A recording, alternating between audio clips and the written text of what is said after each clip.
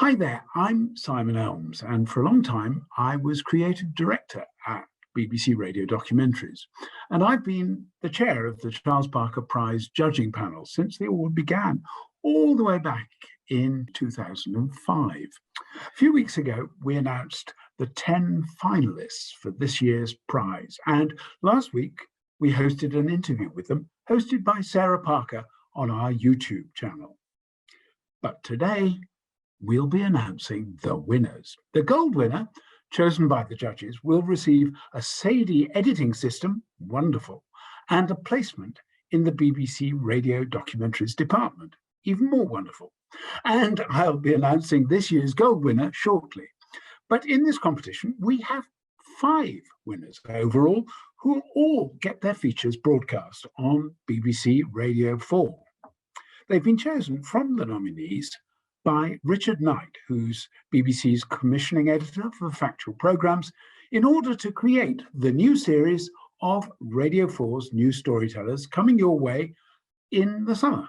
So let's not put off the critical moment any longer. And here is Richard Knight to announce the 5 winning features which have been selected for broadcast by BBC Radio 4. Thank you very much, Simon.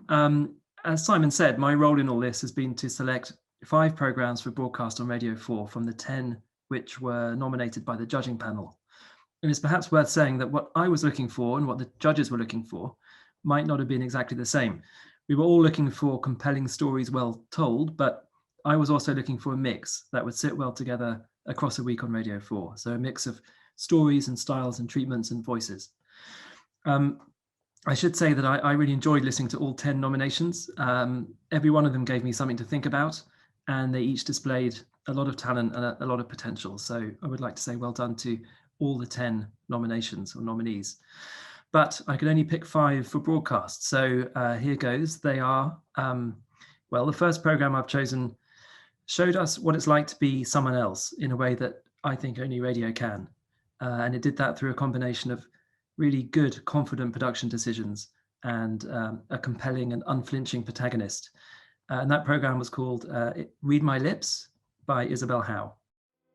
Even when I couldn't formulate words properly because I couldn't speak, I would sing. And my mum was like, I had no idea what you were singing, but you were singing.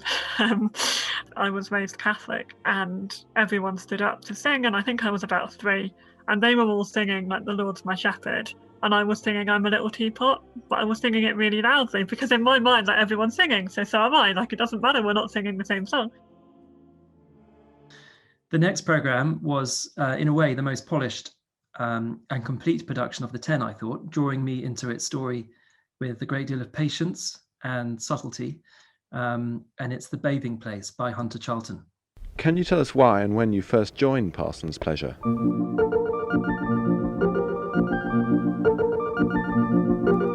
I think from the way in which you framed that question that you've got Parson's Pleasure slightly wrong. We're on an island, effectively, between 2 branches of the Charwell. It's not a club.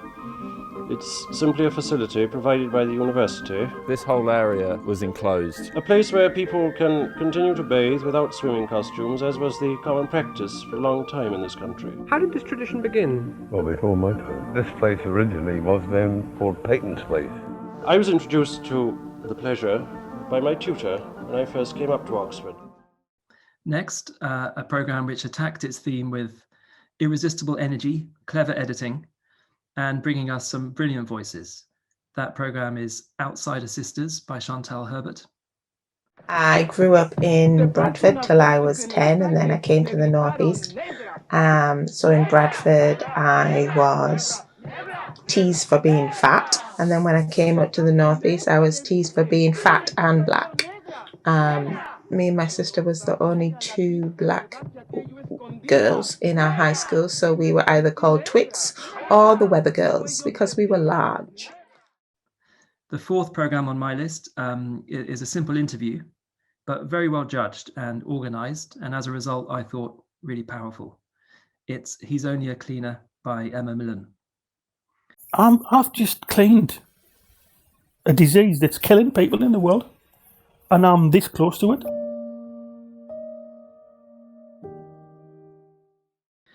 Finally, an ambitious programme which weaved together, I thought, mesmerising mix of sources and sounds to make us feel the weight of memories which are now 40 years old. And that programme is called Remembering the New Cross Fire by Magdalena Moursy.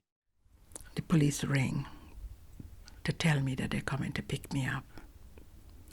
And when I went, the house was on fire and just smoke was coming out and people had begun to gather on the road. And he gave me the loudspeaker to tell people what was happening. So congratulations to all 5 and indeed all 10. And I really look forward to putting these programmes out on Radio 4. Thank you, Richard Knight, and congratulations to Chantal, Emma, Hunter, Isobel, and Magdalena, who all will now have the opportunity to work with a producer come mentor to prepare their programmes for broadcast in the new Storytellers series on BBC Radio 4 at 1:45 p.m. in the week beginning July 26th. Now, the only thing left for me to do is to introduce the Gold Charles Parker Prize winner for 2021. And this year's winner is, drumroll, Magdalena Moursy for her feature 40 Years On, Remembering the New Cross Fire. And I'd like to tell you what the judges said about this programme. They praised an extremely moving and well-crafted feature that is true to the spirit of Charles Parker while doing something fresh and entirely its own. They appreciated the feature's utterly compelling storytelling from start to finish with confident interplay of voices and music. There are some wonderful voices and moments in this documentary, commented another judge. The use of poetry and music is incredibly powerful and creates some memorable moments.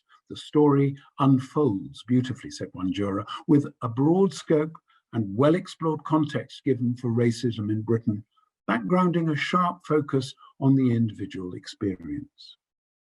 A third praised the programme's beautifully recorded testimonies about a chapter in the UK's history that deserves to be much better known. I loved it. Congratulations to Magdalena and to all the other winners to be broadcast this summer, and to all of our 10 finalists. There were 10 of you, and all the students, of course, who entered the Charles Parker Prize for this year. And now we look forward to judging your entries for Charles Parker Prize 2022 next year.